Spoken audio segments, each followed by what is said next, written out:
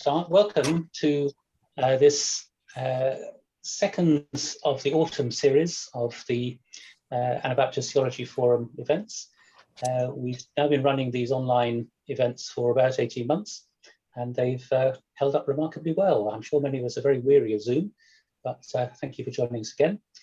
Special welcome to Keith Short and to Karen Sethuraman, who are our main participants this evening. The plan is to have a kind of structured conversation with them for the first part of this evening, maybe the first 40-45 minutes.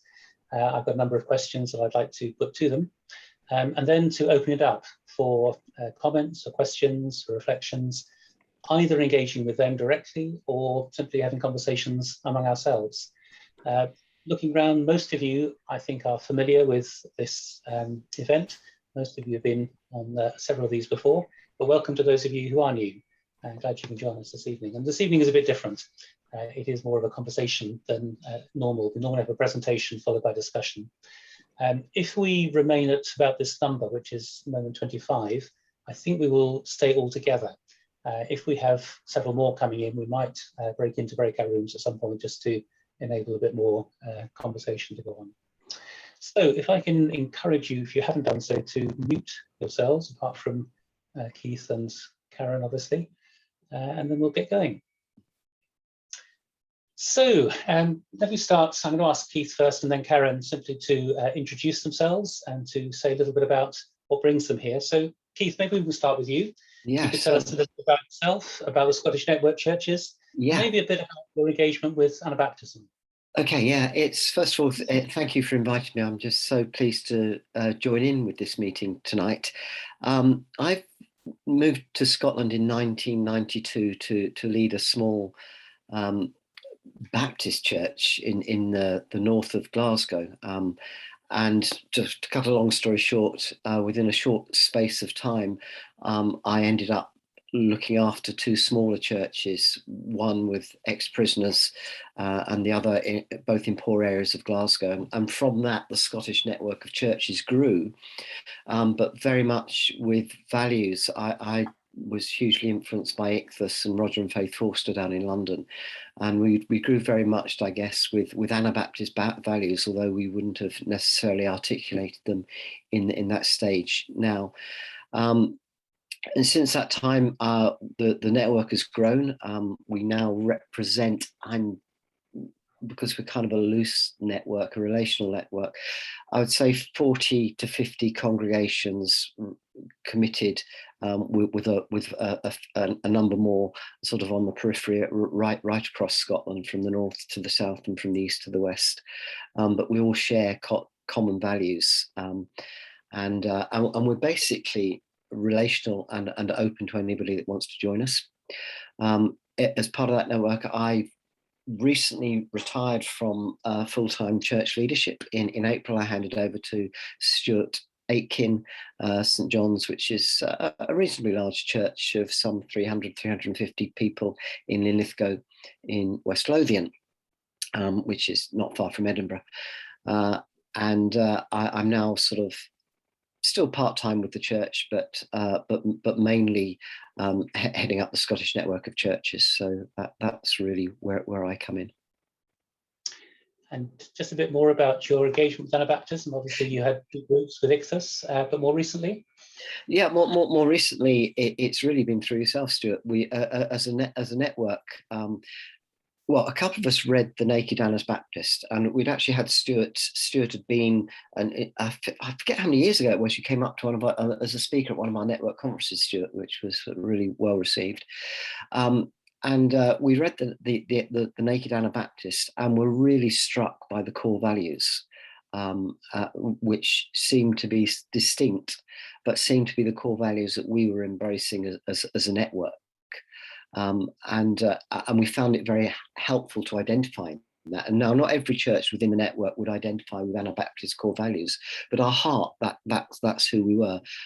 Starting from being Jesus-centric, Christocentric was really, really important, and about relationship and really doing leadership not as a hierarchy, but actually more of a collegiate approach to leadership. So that was really very much where we came in, and a couple of the other churches who were on the core team also at the same time were on a similar sort of journey. So we reconnected with Stuart, and Stuart's done a couple of things for us on Zoom, which has been really well received. So that's kind of our development, really. Yeah.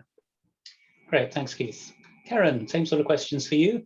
Maybe introduce yourself, say a little bit about Soulspace and other things that you're involved in Belfast, and maybe again something about your engagement with Anabaptism. Hi everyone, my name is Karen Sethuraman, sending greetings and love from Belfast, and I am a Baptist minister here based in the north of Ireland. I am the first, and certainly up until now, the only female Baptist minister on the island of Ireland, which is a real unique position to be in. So I come under the umbrella of BUGB, but my heart and my work centers really on working with people who are outside the church walls. It's always been my passion. I grew up a Baptist, was steeped in Baptist stuff, and have experience of leading in Baptist churches, but the ceiling was there in terms of a woman, and being a female, I couldn't get ordained. But hand in hand with that, I started to realize very quickly that my calling was outside the church walls. And so a few of us set up what was originally called Down Community Church. It's now being renamed Soulspace. And the work kind of comes under the umbrella of peace and reconciliation. So we're based in West Belfast, and the building that we're based in is a former Methodist church that is actually built into the peace wall. So the front of the building is in the nationalist community, and then when you walk to the back of the building, you're in the Protestant community. So it's a very unique position to be in. And I have a real heart for spiritual wanderers. Northern Ireland's pretty spiritual, but a lot of people don't go to church. And so I have a real heart for that. And also what comes under the work, we do all sorts of things. We do a community chaplaincy for people who don't go to church. So we marry people, bury people, pastorally support them through their lives. We also are involved in, obviously, the Catholic and Protestant divide, working to build community there. So we work with other churches. I'm involved heavily in interfaith work, as well as gender justice, and working and tackling racism. So anything that kind of comes under the umbrella of peace and reconciliation, we are there. And it's a very privileged and unique role, and I don't take it for granted. It's taken a lot of years to be able to pave our way into this place and position. And along the journey, we needed somewhere to hang our hat. We needed somewhere to feel that sense of home. And that's how we came across Stuart and the guys at AMN. And certainly reading through the Naked Anabaptist, and certainly learning kind of the story and the history of the Anabaptists, made us realize that probably I am a bit of a sneaky Anabaptist, a bit of a rebel in the place. So, and certainly, yeah, one thing as well that's kind of pretty important is I've just started a PhD with AMN, and Northern Ireland is in a very unique position. I'm sure you guys know that she's beginning to shift and change. And our peace process is very fragile. And so I'm kind of researching, looking at the setting up of peace communities as we move forward to what will most likely be a border pull. So it's looking at that whole idea of post-conflict and where the Anabaptists stands in that, and if it can help us create peace communities. Is that enough? That's okay. I'm sure that's provoked some questions that people can pick up with you as we continue. So what we want to do this evening particularly is to think about post-pandemic church, which is a reality, I guess, for all of us in different ways. Maybe again, I can ask both of you, Keith and Karen, how have the last 18, 19 months been for you? What have you learned in this very unusual period? Has it been a difficult period, a good period? What's been good? What's been difficult? What have you learned? What reflections do you have looking back over the last year and a half? Do you want to go first, Karen, or? Okay. Initially, I think for when we first locked down, it was actually quite nice. I'm a bit of an introvert, and actually life was really, really quite pleasant. But the longer things went on, suddenly the harder things became, and I realized that everything that all my experience, everything that I'd trained for, had become redundant. We weren't seeing people every week. We've moved to church online, and we've done, and it became really, really difficult. And I think the difficulty was that there wasn't anybody that had been that way before. There's I've given up reading certain well-known bloggers because loads of people had lots of great ideas, but nobody really, I think, actually had any clue of what church would be like coming out of it, or what it was like to go through it. And I think the longer it went on, the harder it became. For those of us that, like in the Scottish network, we actually had support with one another, both for leaders and for individuals. It's been a really tough time mentally. And my reflection is that the churches that have done well have been the churches with the strongest relationships, and the leaders that have done better have been the leaders that have got strong relational networks and support for them. So I think that's I'll hand over to Karen now. There's a lot more I could say, but I think my first reflection was that it was really hard, despite the optimists who were saying, "Oh, of course, we're reaching far more people online now," and but yeah, that's the reality was really tough, I think. Karen. Thank you, Keith. I think the first thing I'd want to say, just as we cover this question, is that I was reading statistics. I love statistics, and and in the 26th of October 2020, so this time last year, we had something like 20,000 cases and 102 deaths. And exactly same date this year, only a few days ago, we have 41,000 cases and 263 deaths. And the reason why I wanted to kind of start there is because I don't think we are post-pandemic. I think we're bang in the middle of it and still learning to adjust and to live within this big, massive change. I'm always interested in how churches handle these things. For us, I mean, we are a small gathering. We're what we would call a traffic community. So randomers come and they go. So for us, not actually gathering wasn't the biggest kind of complication for us. It was just how we stay connected was probably one of the key things. There was an interesting report established by Queen's University in hand with the Irish churches, and it was called something other than a building.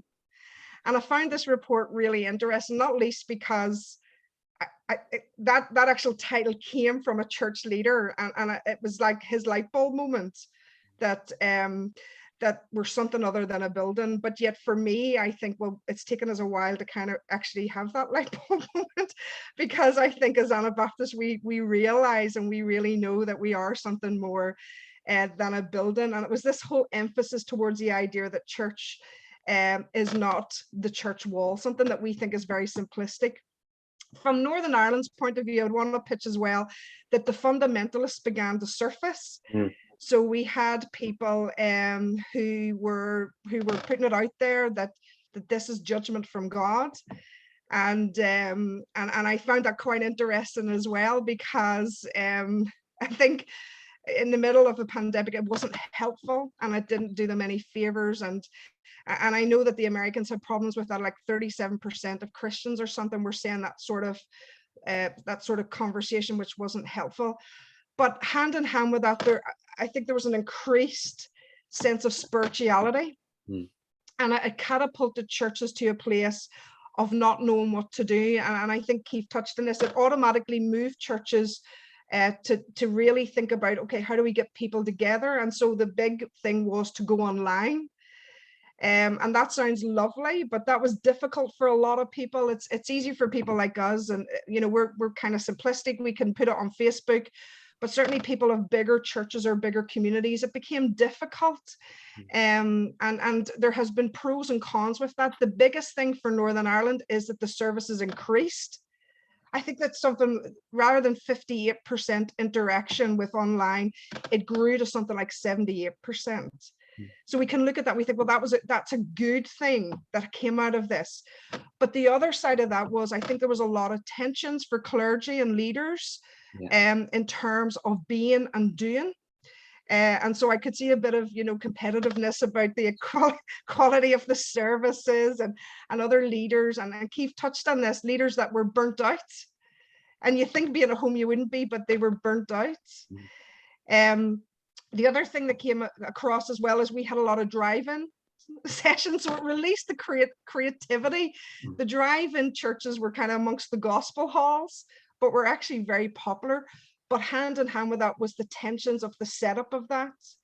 So it's kind of these holding of these tensions that I find really interesting. The tension between being and doing. The tension between being online, the tension between being clergy-led to being community-led.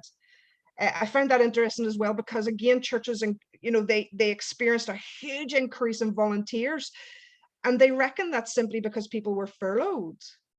But that's an adjustment for clergy as well. On one hand, it's good, but on another hand, it's learning to let the reins go a little bit.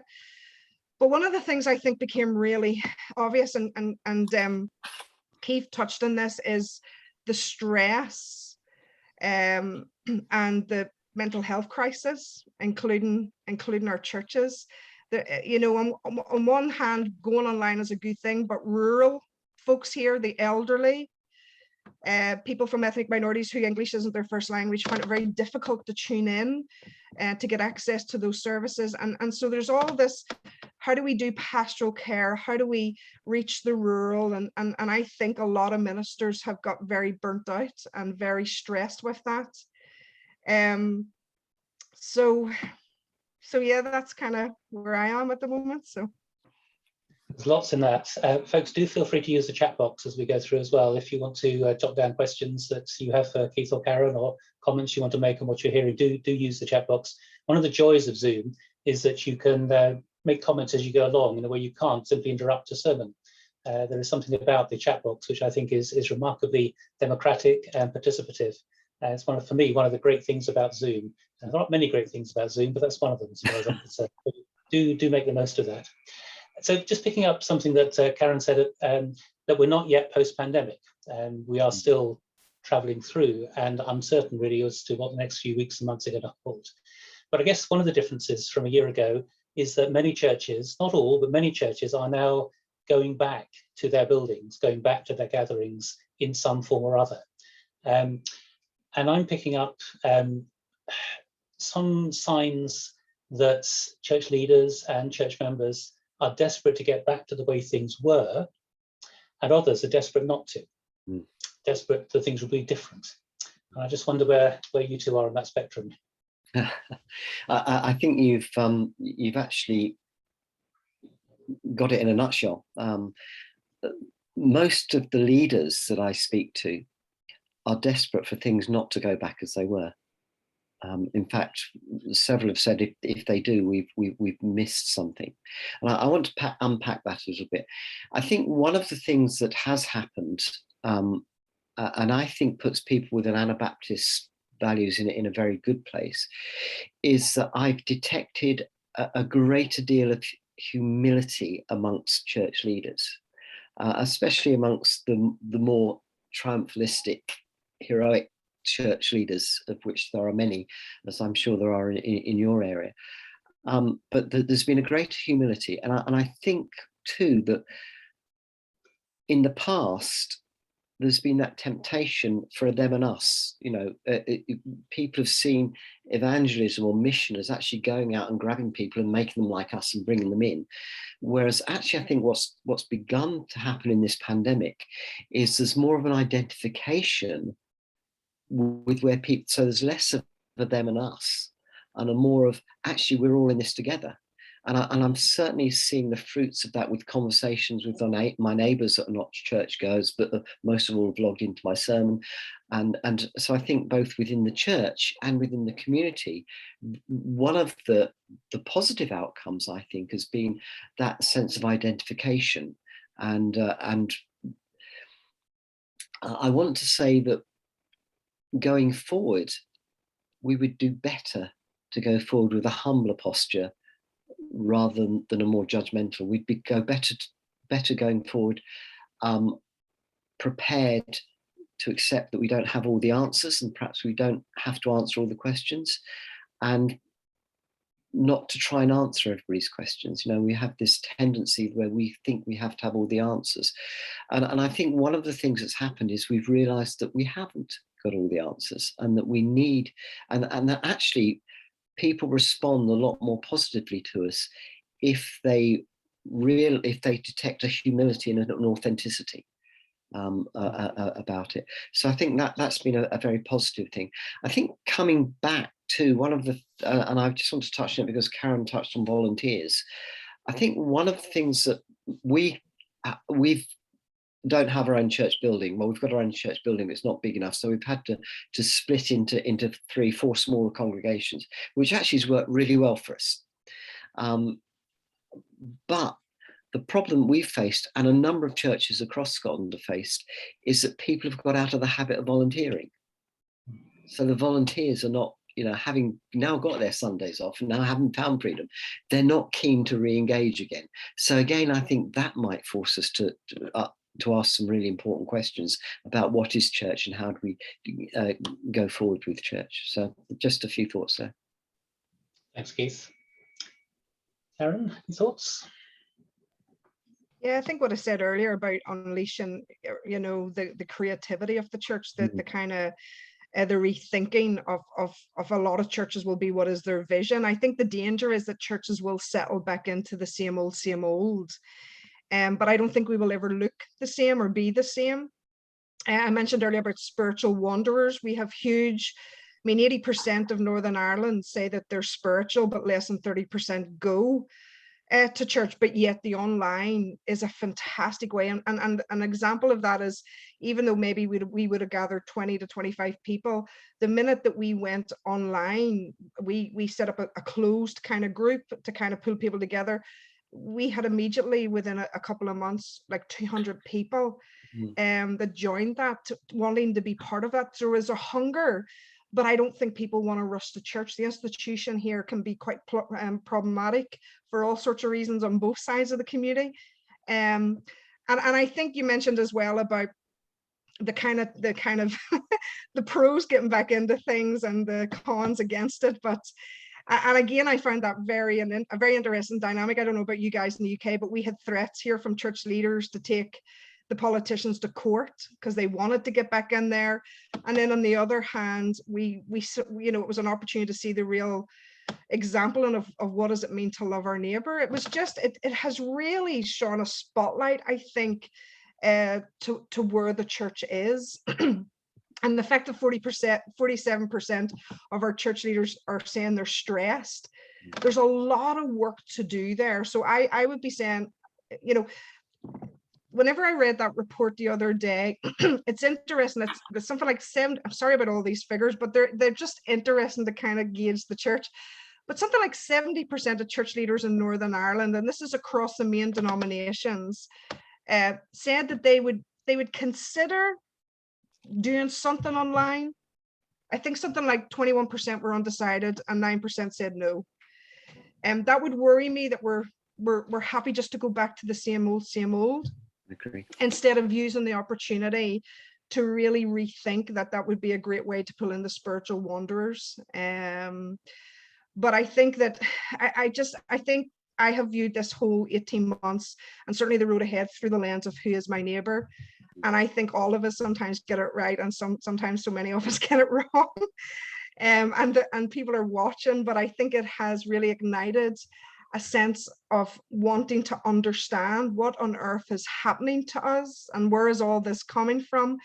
And I think that's a great opportunity for the church to maximize on that. Can I just pitch in? So we did actually take this. Well, we did. A group headed up by the Gospel Coalition in Scotland did take the Scottish government to court, and two of my neighbours said to me, "Oh, what have your lot done? Isn't that really selfish of you?" And I had to say, distance myself from them, because they actually took them to court on one, sadly. And I actually said, no, I pointed out that that wasn't the position that I held, and I was really sorry about that. Karen, there's a question from Mary in the chat box. She says, was the increase in numbers because in a wandering community, more members of that community could engage more regularly, or did the group attract lots of new members? So the increase you mentioned in Soulspace, where do these 200 come from? Yeah, I mean, certainly from our perspective, Soulspace, it would be people who aren't connected to church, both Catholic and Protestant, because that's why we exist. We exist for people who don't fit in church.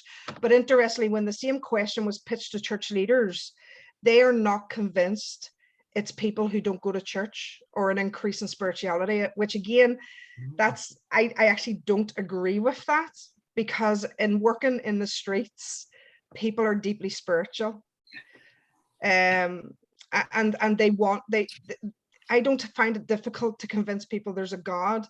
I find it difficult to convince them the institution isn't that bad. And that's just me being blunt. When you work with people who don't go to church, and that's the Catholic and the Protestant tradition. So it's interesting that I look at it through the lens of thinking, no, this is people who want to engage with God. But yet if you ask my colleagues, they'll say, no, we're not convinced. We're just convinced it's other church people, you know, just getting up on a Sunday in their slippers and tuning in. So so there's different ways it's viewed. Let me follow that up a little bit, both of you. I was at a meeting a couple of weeks ago where one of the participants, who clearly is an evangelist, was saying, this is going to be one of the greatest opportunities for the gospel in living memory.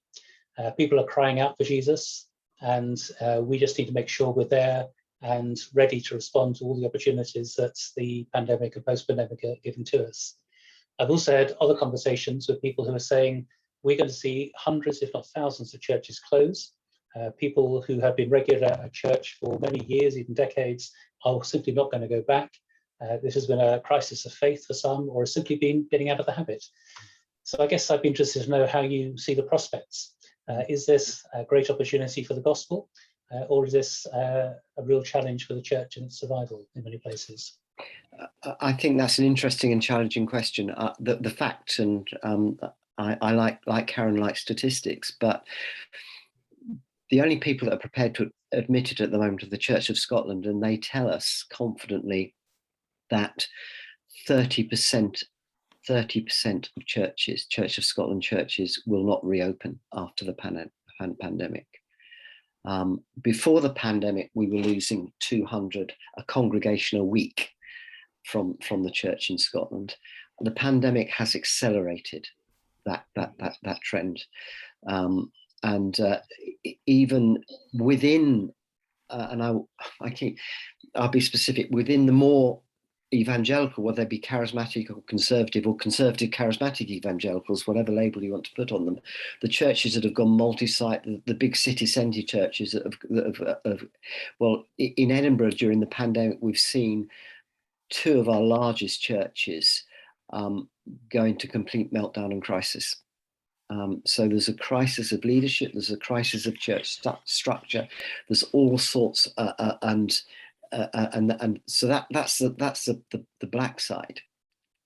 I think the positive side is, my response to the evangelists would be, if we revert to eternal burn gospel, a gospel that invites people to get saved from an angry God. Sorry, I'm being pejorative here. I think we're doomed. I think what people are after, I agree that there is, in my personal experience and the experience of many congregations in the network, there's a greater openness to the gospel and a greater willingness to explore spiritual truths. And that's seen, I was with a leader today that had seen his congregation grow 30%, because not from people from other churches, but from people coming in first time and that they've been in touch with. But I think this is why I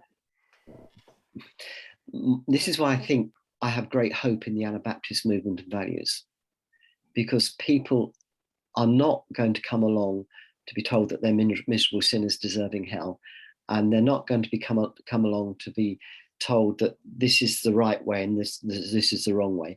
If they're going to be attracted by anything at all, it's a church which increasingly looks more like Jesus Christ, that is not just that doesn't just interpret scripture and our theology through the lens of Christ, but our praxis as well, so that we seek to act and be like Christ. And I see that's happened during the pandemic as churches have engaged, whether helping people pick up prescriptions, whether visiting the elderly, whether as being very active in their communities. So that side of things, I see, yes, there's an opportunity, and there is definitely a hunger out there that's been awakened, and people have been aware of their mortality. But I think that if we could do ourselves enormous damage if we go back to the old turn or burn gospel. I've probably said too much, but that's. Thanks, Keith. There's a question in the chat box which we'll come to shortly, which is asking about the Anabaptist contribution in this post-pandemic world. But you've sort of mentioned one or two things there. I want to probe that a bit further shortly. But I want to go to Karen as well. Northern Ireland is different, isn't it, in lots of ways? You talked a moment ago about only 30% going to church. In the English context, that will be regarded as revival. We're down to about something like 6%. So, the level of spirituality that you talked about, the level of church going is radically different. Do you see this as a great opportunity, or do you also see prospects of decline? I think we're experiencing huge decline. I think Keith and his setting in Scotland is very similar to Northern Ireland. So you kind of have you guys in England a little bit further ahead, and Scotland, and then Northern Ireland. In terms of, it's probably what I call, and Keith touched on it, that Turner Burn teaching is very strong here. It's what I would call toxic theology. I think there's a lot of work to do here in terms of unlearning a lot of things. And I think that, one of the things that stands out for me in terms of the last 18 months is that the church had the opportunity, and many of the churches, to their credit, took the opportunity to really example, and I keep going back to this, living out who is my neighbor. And we saw that through the food banks and through the way that they visited people and had to bury people. I mean, I wouldn't want in any way to denigrate clergy. I think they've done a fantastic job. And I think somebody in the chat actually mentioned about finances. Let's remember that's probably a contributing factor as well to why some churches won't make it as well. So I think Keith is absolutely right. I think that we need to rethink exactly what the gospel is, and I think that's where Northern Ireland is beginning to shift a little bit. She's I'll say Ireland, I'll put it on the island. I think she's beginning to question, because people are deeply spiritual. There's this disconnect between reality and theology, and I think that, and I know we'll touch on this later, but I think that's where we can really excel in living out what it means through the lens of the gospel to loving our neighbor. And I think that the church can really maximize on that, because whether people choose to admit it or not, I think people are asking questions, and unfortunately they've heard some wrong answers in terms of this being God's judgment and all of that. But there are good people and good clergy that are just reaching out and just really exempling who is my neighbor. But we have a long way to go. Yeah. But we still live in an age of street preachers. I don't know if you guys, we still have that real hardcore.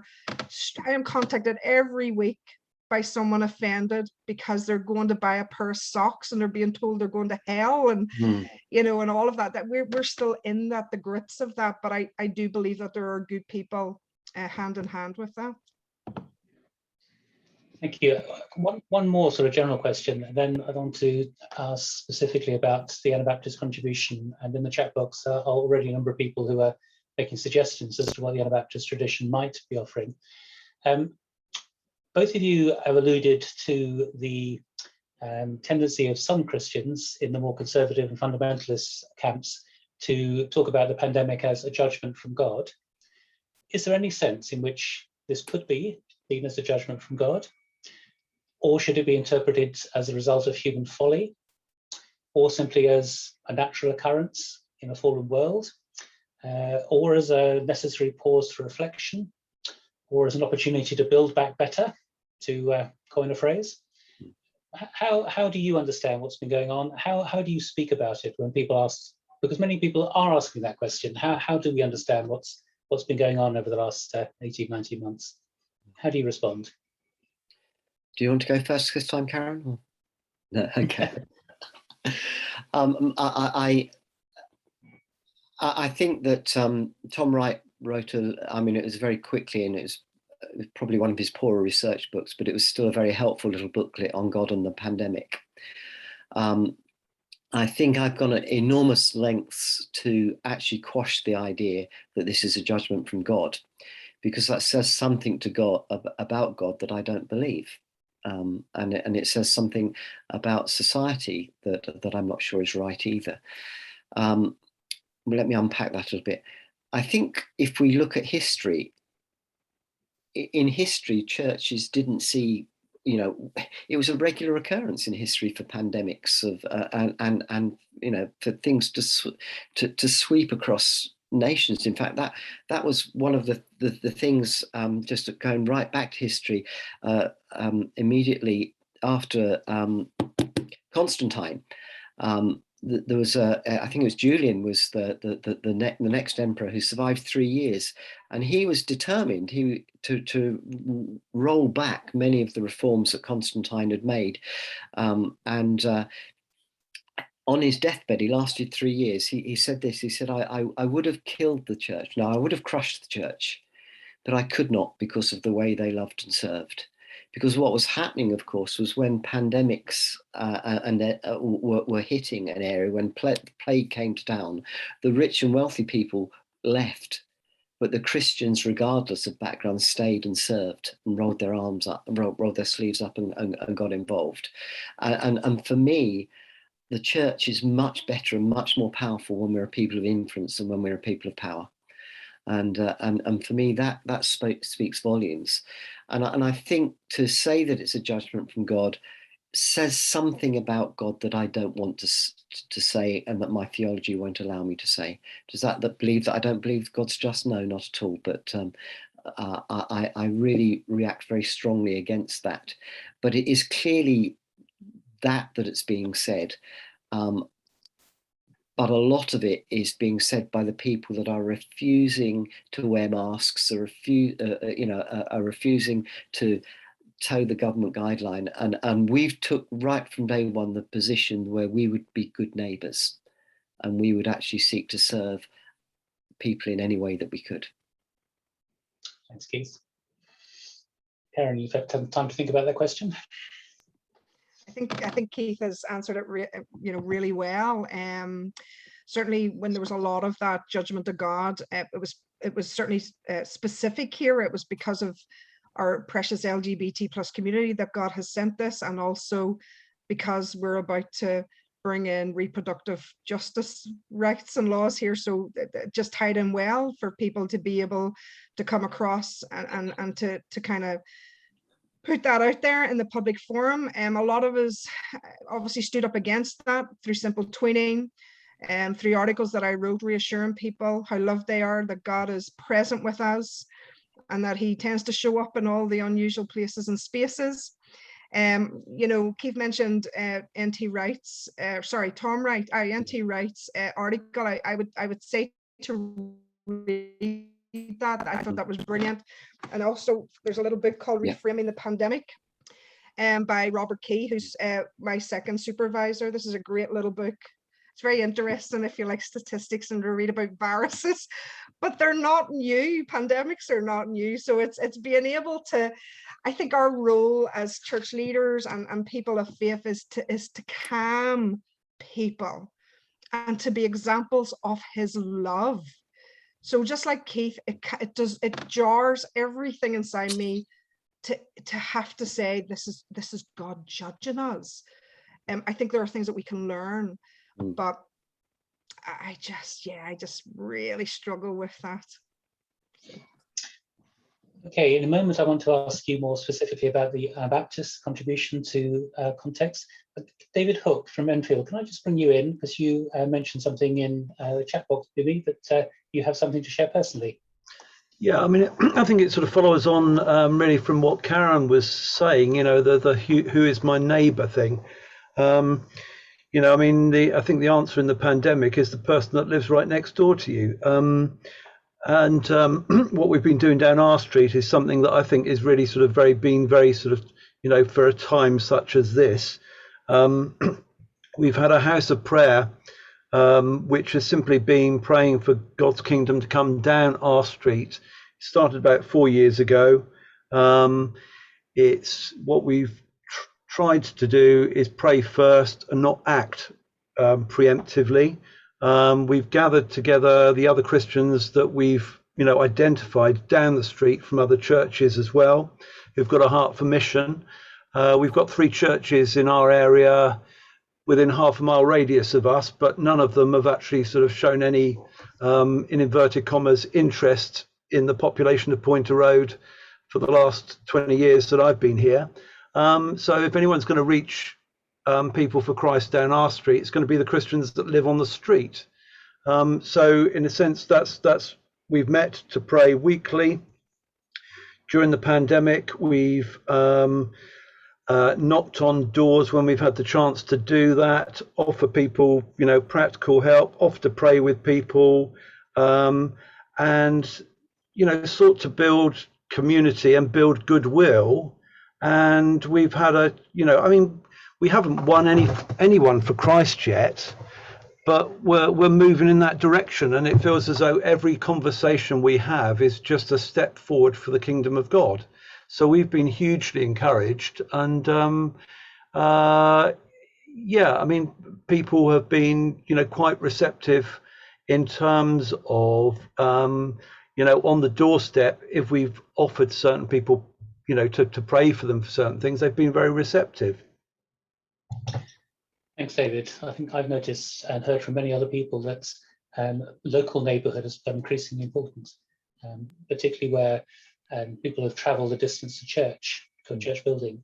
Actually, they've discovered they have neighbours and they have built relationships in all sorts of ways. Initially, perhaps through WhatsApp groups, but increasingly now through the personal connections again. That in itself may be part of the reshaping of church that's going on. It's becoming a bit more local, a bit more integrated into local communities.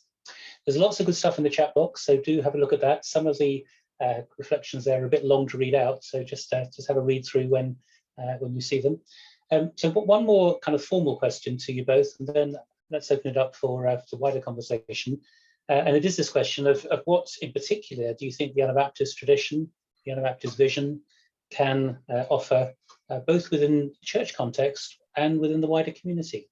What does this tradition have to offer? I'll pitch in, Karen, if you want. Give you time to think. We run learning streams in our congregation. So we have small groups, but we stop them for a period of 6 weeks and give people various options if they want to dig deeper in a learning stream. And we've bitten the bullet this time, and we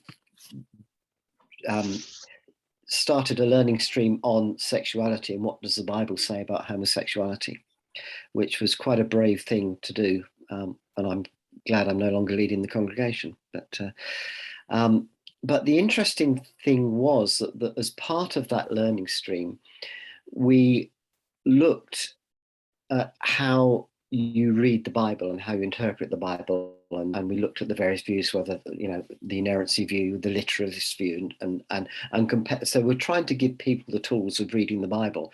But very simply, just to let you know where I was going, because I took the session, I said that, you know, the only hermeneutic that I could recommend is the hermeneutic of Jesus, that we seek to interpret Scripture through the lens of Jesus, both Old and New Testament, because, and of course, questions about the violent texts in the Old Testament came up as well at that point.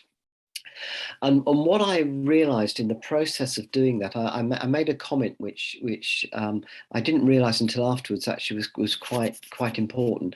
I said that the thing that I struggle with is that many conservative evangelicals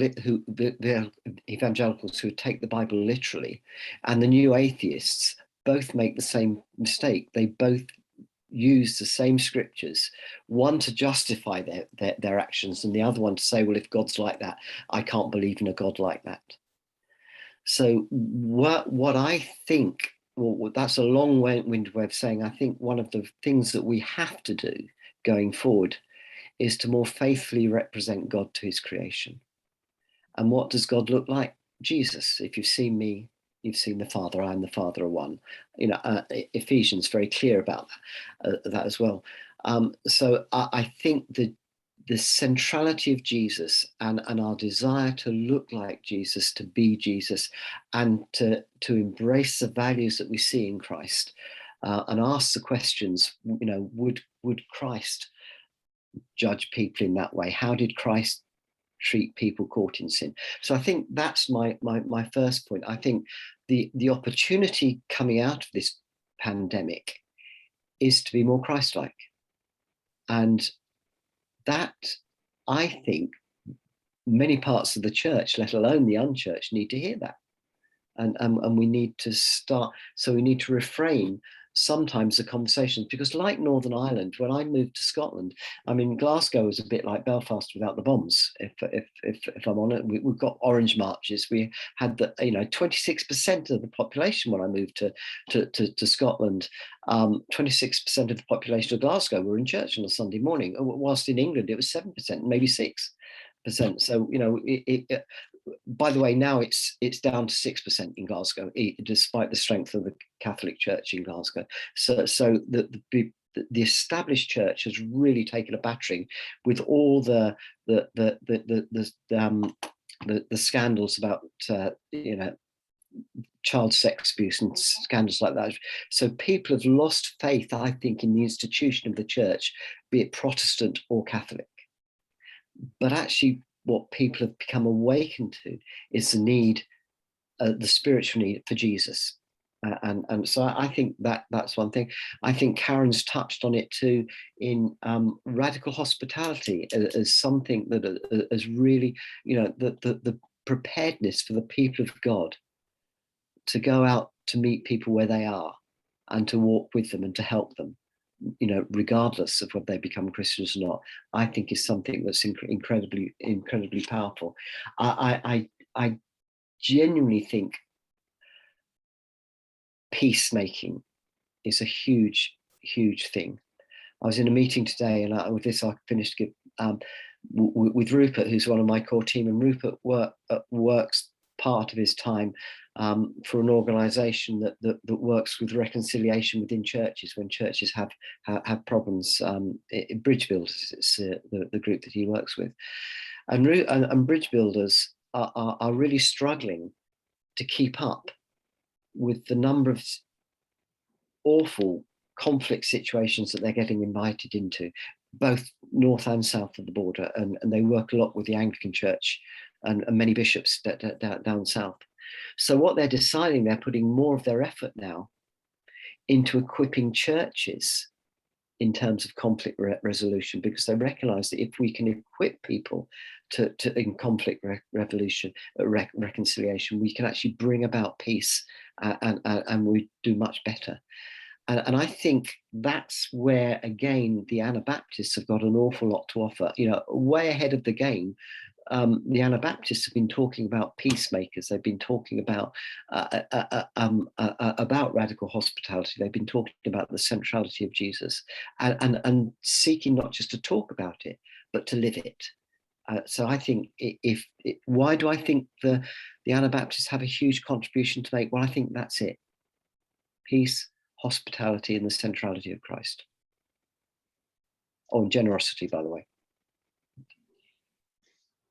Thanks for soaking that in as well. Thank you. Karen.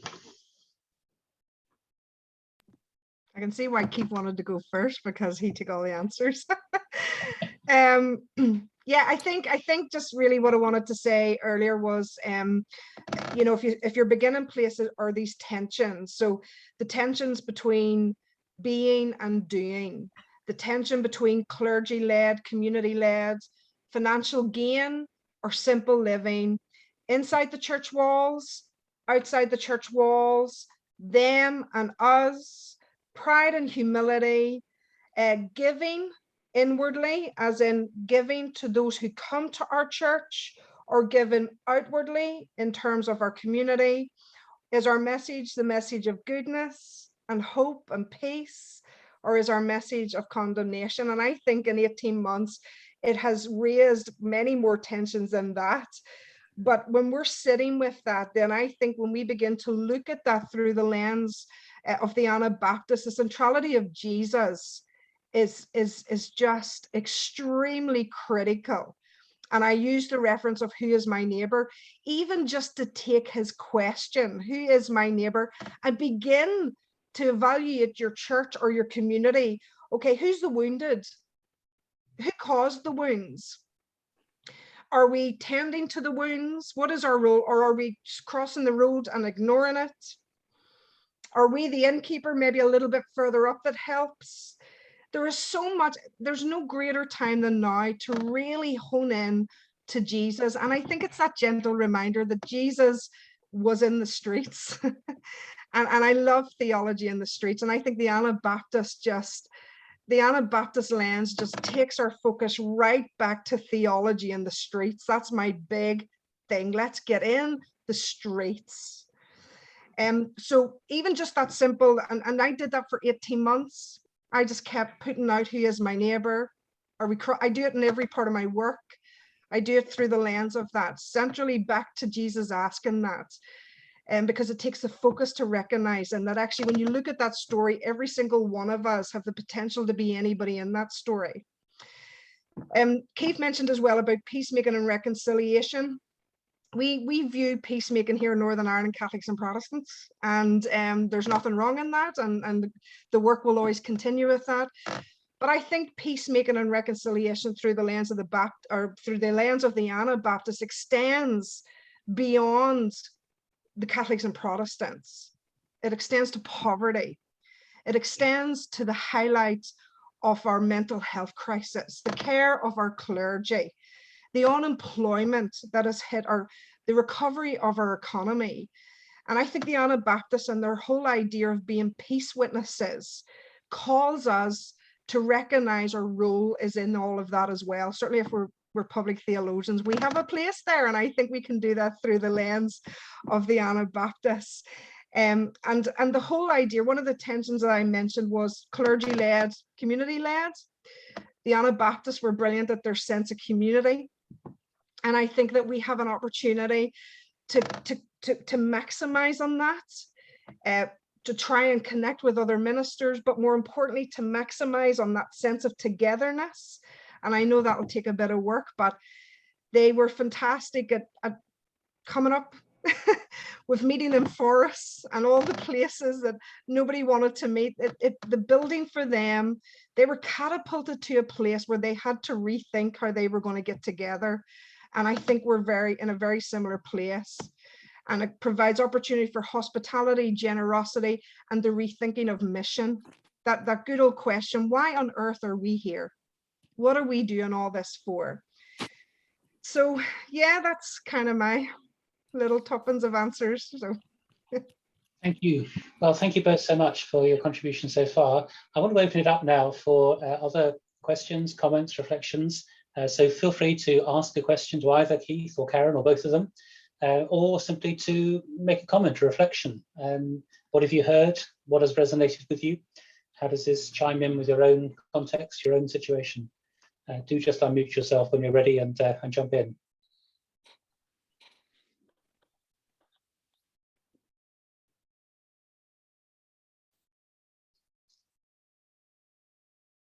Chris.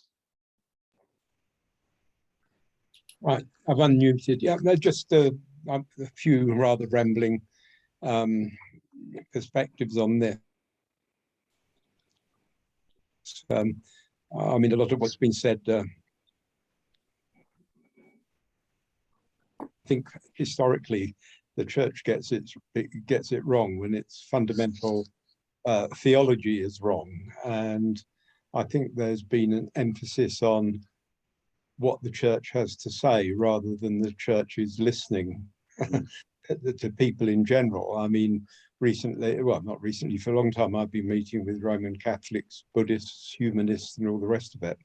And all the various criticisms that are very, very often aimed at the churches. I mean, but basically, I'm very much in tune with what they're telling me. I mean, recently I went to a root and branch synod of the Roman Catholic Church, which is an initiative started by Pope Francis, and basically he's pushing things down to the laity. And the two primary issues that came to the fore in that two-day synod, which was very constructive, were the roles of women in the church and LGBT issues. And basically, at long last, perhaps many Roman Catholics are getting up and saying, we've had enough of this top-down stuff, you lot up there telling us lot down here what it is we should or shouldn't be doing and all the rest of it. So I found it very constructive, and I think that's a growing movement within the Roman Church. But that again leads on to a very important thing, which is, you know, within the Roman Church, you know, that thou art Peter and upon this rock. It's very often taken as the basis of the papacy, but I think, again, the theological implications of this is that it's based on Peter's humanity. That's all we need to know. And it's the recognition of a universal humanity that should be our focus. So I think we need to be a listening church as well. And I very often have very long debates with atheists, humanists, agnostics, whatever.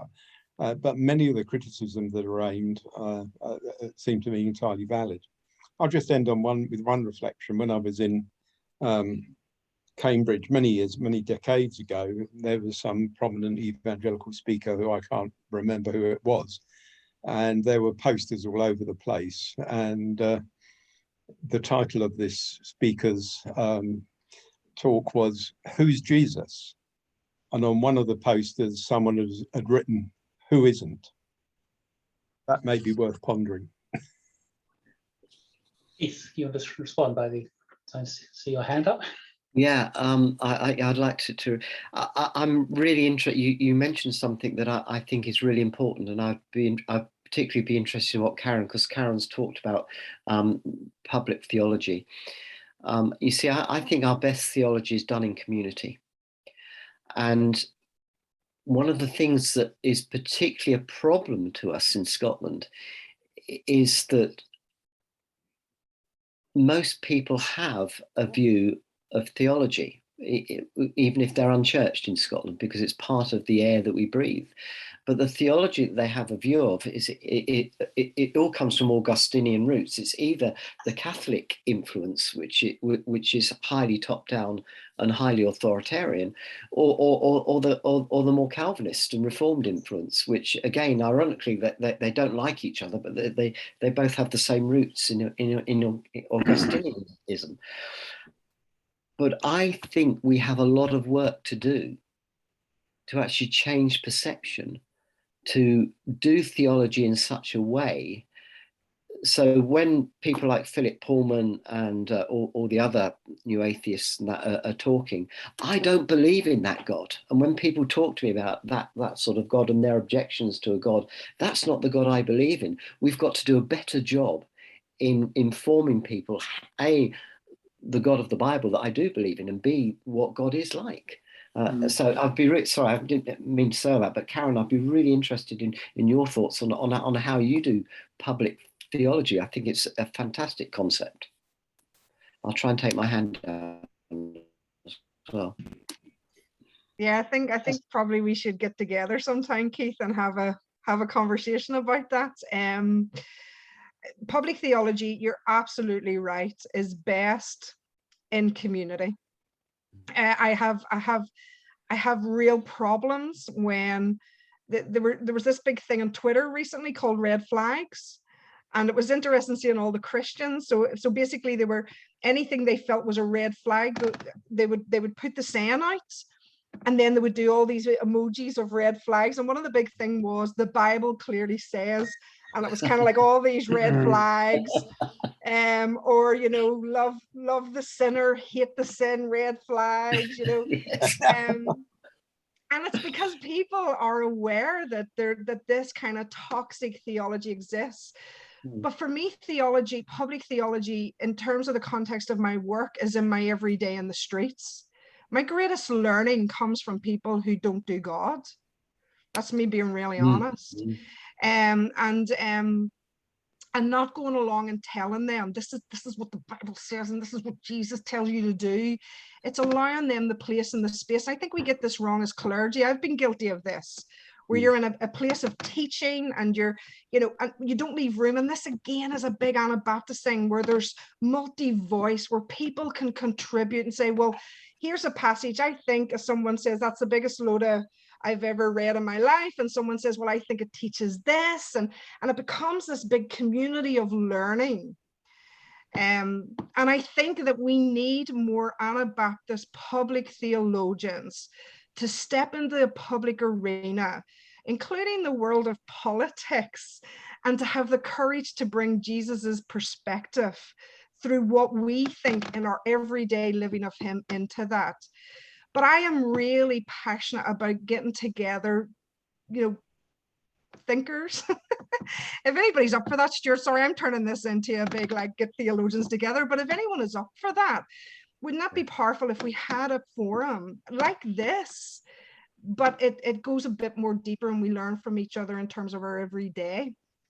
I don't know if that answers your question, but yeah. So kind of my public theology at the moment, I say for the past 18 months, and the vision for our work going forward is, who is my neighbor?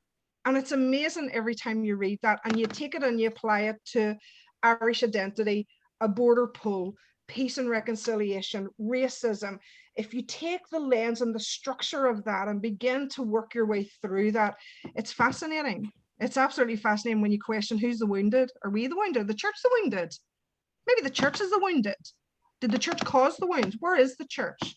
Is she crossing? There's all of that everyday theology in your everyday stuff. I don't know if I've answered that well. No, that's great. Thanks very much, Karen. David Opie, comment? Yeah, thanks very much, particularly for some of Keith's comments, which struck a number of thoughts going on in me. I do think Karen touched on it. I think one of the things I've been thinking of over the last year or so, probably even before pandemic, is the fact of that both at the brokenness of the world, but also our brokenness, and recognizing the disconnection with God has led to this overall brokenness and this community brokenness, but also a growing reaction against some of my more reformed brethren, who almost see every single event as God ordained. And John Piper, he's written a book on the pandemic as well, which was highlighted or praised in one of the Anabaptist publications, who actually sees it as a judgment of God,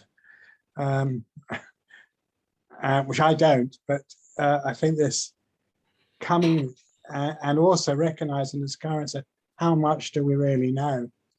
I'm sort of sitting here, I've just completed an MA on the Anabaptists, on their spirituality and discipleship, and the last two forums I've been in, I said, I think I need to tweak it here or change it here.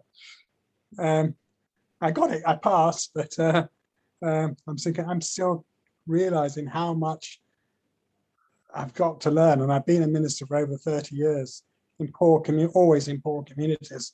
And this community hermeneutic and top down again, in the end, it's what happens at grassroots, whatever, and the church becoming incarnate in their community, whatever it is. Thanks, David.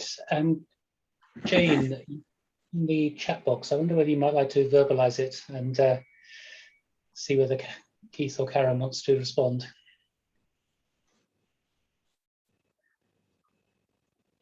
Hi, thank you. I'm picking up on the God's judgment thing, and I'm thinking about Jeremiah in the Old Testament and his take on what the Babylonian exile meant in terms of judgment. And I'm kind of thinking, if he was right, then why not now? So I'm kind of asking the question. I'm trying to understand what seems to be an assumption that it isn't. And if Jeremiah was right, what does that say about the hermeneutic implications or if he was wrong? I'm getting in a muddle. Okay, and if Jeremiah was right, then why can't it be the same now? And if he was wrong, then where does that leave us in terms of how we interpret the Bible in order to be able to say that? Good question. Before I go back to Keith and Karen, Ian's got his hand up and I see he's already responded in the chat box. Ian, do you want to respond? Yeah, it strikes me that assuming you think that Jeremiah was right, which is a question for another time, Israel was supposed to have a covenant with God and have a special relationship with God and be the people of God. You can't necessarily say that the UK or the USA or Myanmar or India or whatever has that relationship with God and that covenant with God that they have breached and might be punished for it, even if you think God is in the punishment business like that. And I don't see that the parallel is the same. If we have done something, our governments and so on, have done something that is wrong, why is God justified in killing people with a pandemic to punish our governments for what they've done wrong? I know 3 people, or knew 3 people who have died of COVID, and none of them, in my understanding, were deserving of any punishment from God to kill them with COVID. Whether or not the nations that they lived in, 2 of them in India, 1 of them in the UK, whether or not their governments or their nations had sinned, all these were Christian people that I know of, and I can't see that you can draw that parallel at all.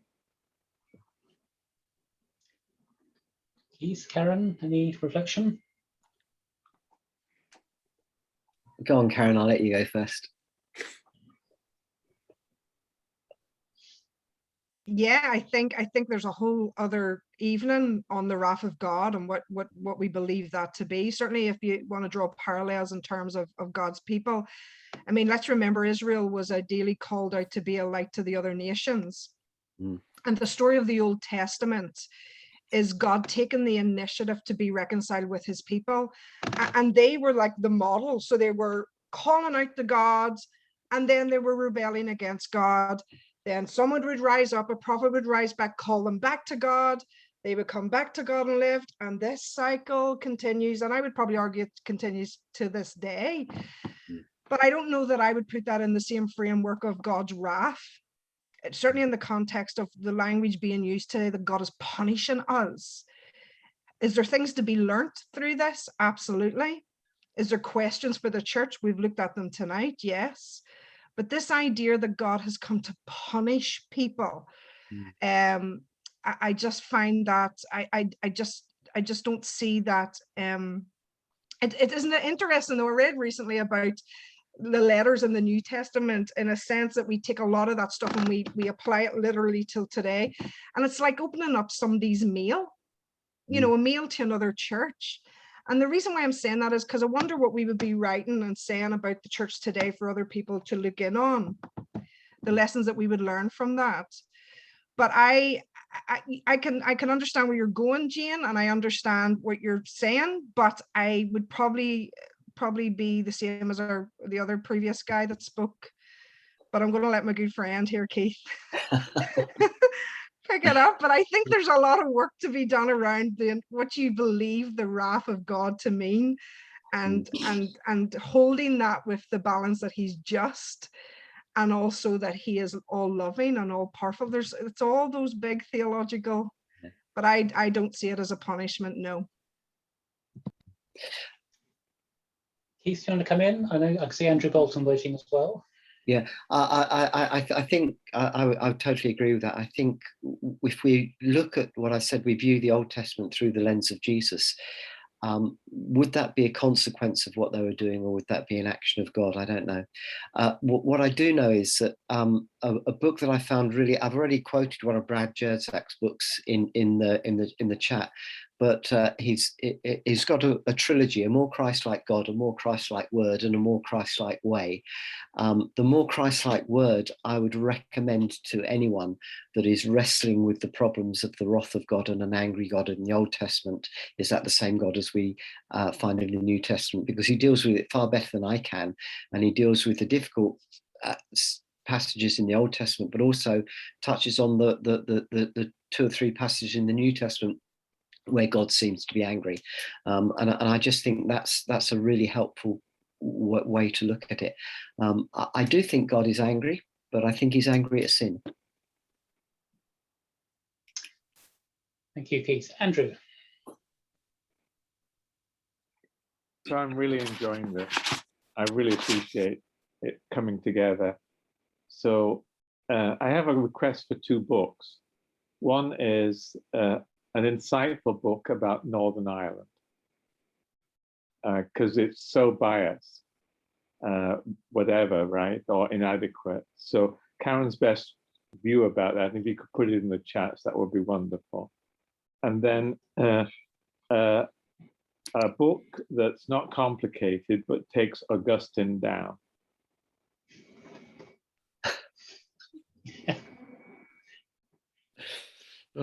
Somebody who is not on the call this evening, David Nussbaum, who's often been in the past, his master's thesis was an Anabaptist take on Augustine.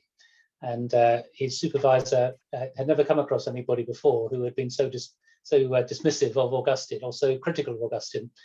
So there is a thesis out there, which would be an Anabaptist takedown of Augustine. I can put you in touch, Andrew, if that would be helpful.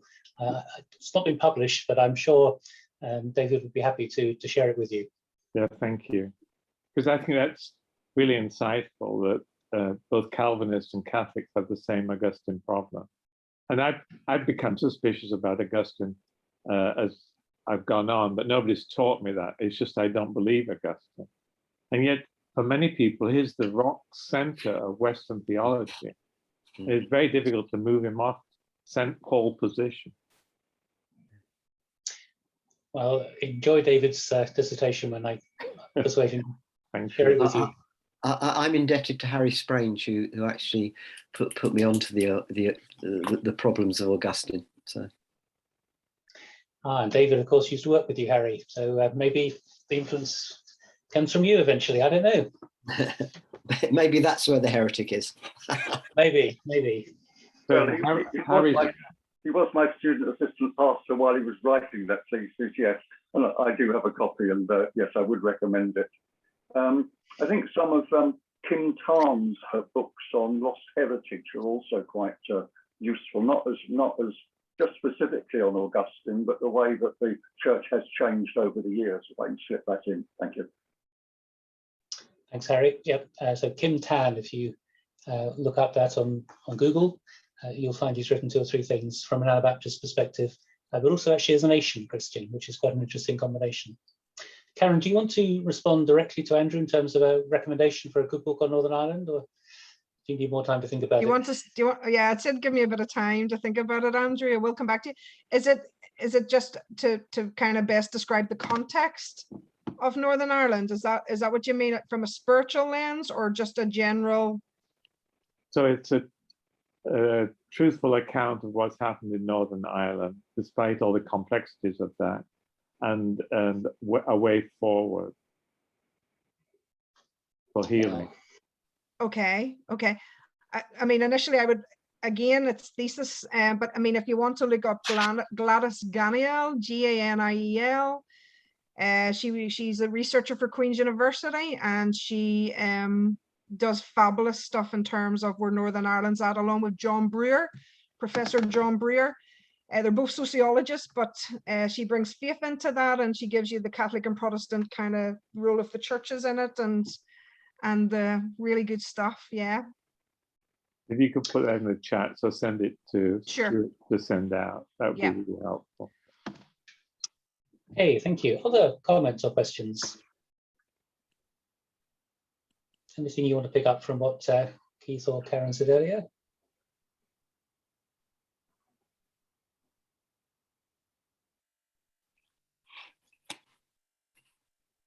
Lindsay's comments are interesting in the chat about about the spread of pandemics and.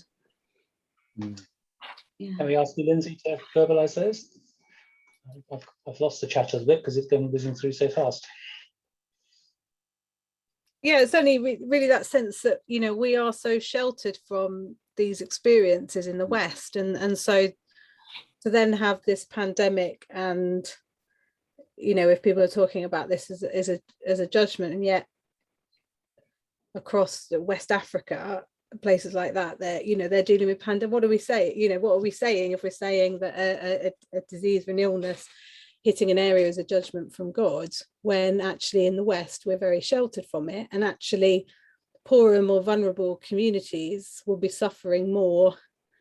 But I mean, my personal view, as put on there, is, you know, that COVID is a consequence of the way that we consume and travel and just believe we can have what we want, and the lockdowns have been, you know, part of that issue as well, because of the economic effects of it. And I find it fascinating the way that African nations have dealt with COVID compared to Western nations.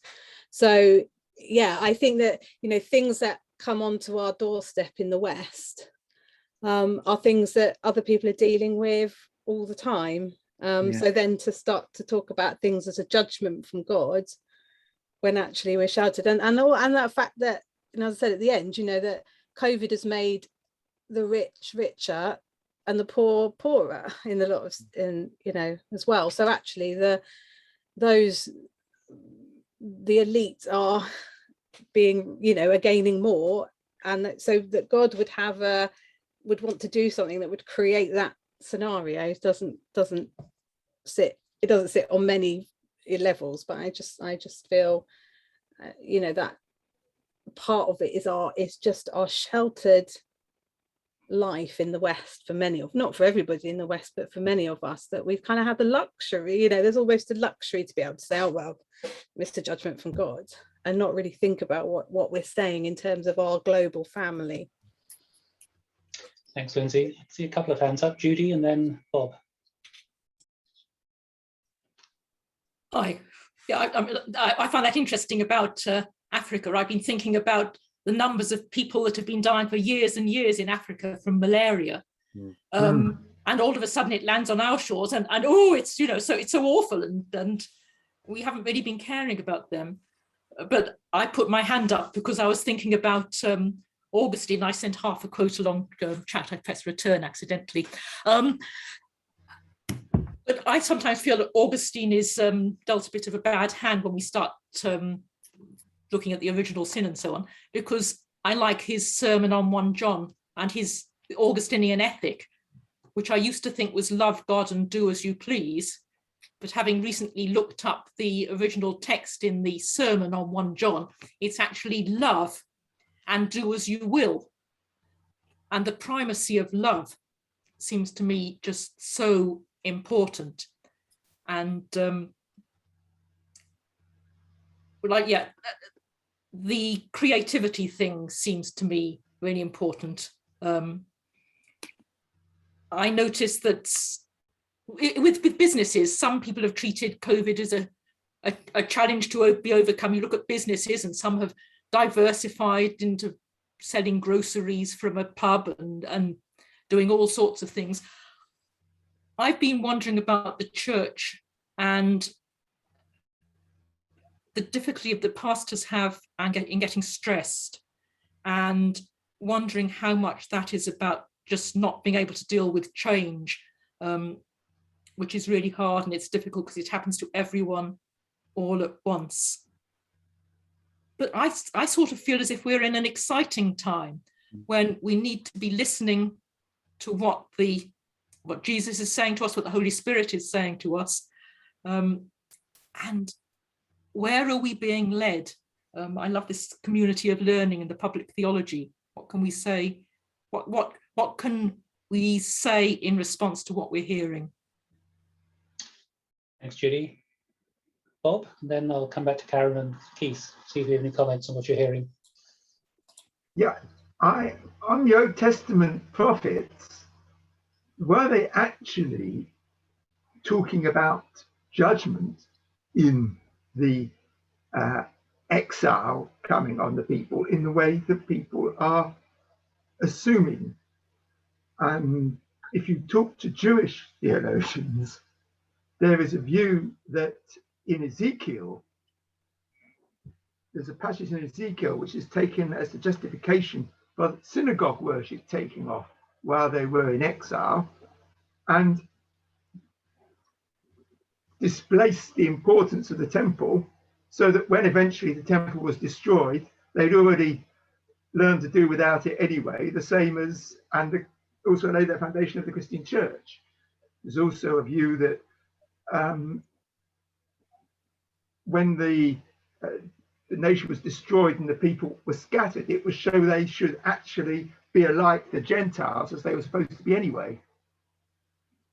So it's not so much a view that, oh, this calamity that has come on, and remember that Israel is seen as not the nation state, but the church, if you like, it's a picture of that this calamity has come in order to actually make us rethink what we're doing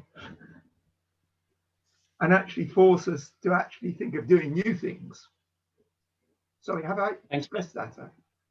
I think so, yes. And it's interesting just how many people are drawing on Jeremiah and the exile as an analogy for a post-Christendom church, let alone a post-pandemic church, recognizing that although there are differences, there's much to be learned from that situation.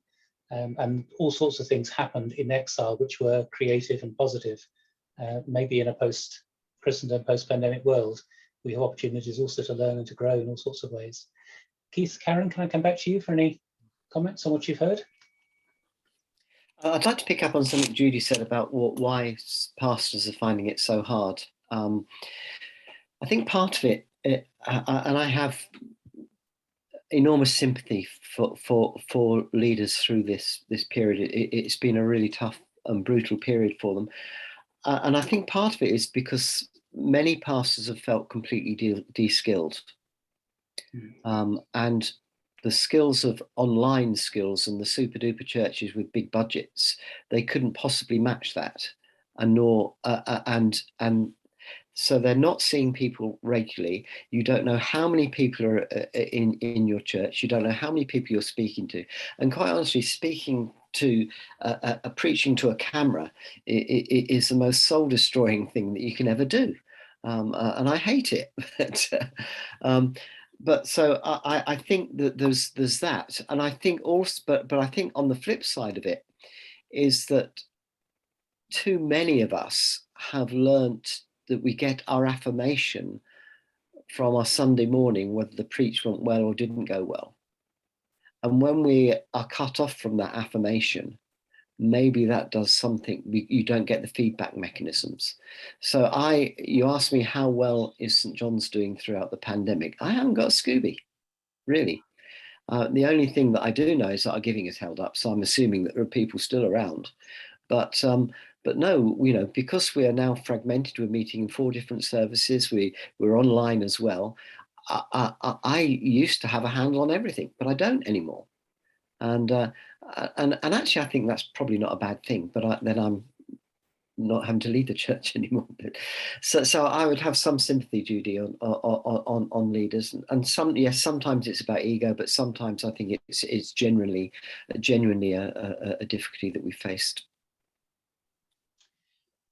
Harry, you had your hand up a moment ago. Was that deliberate, or?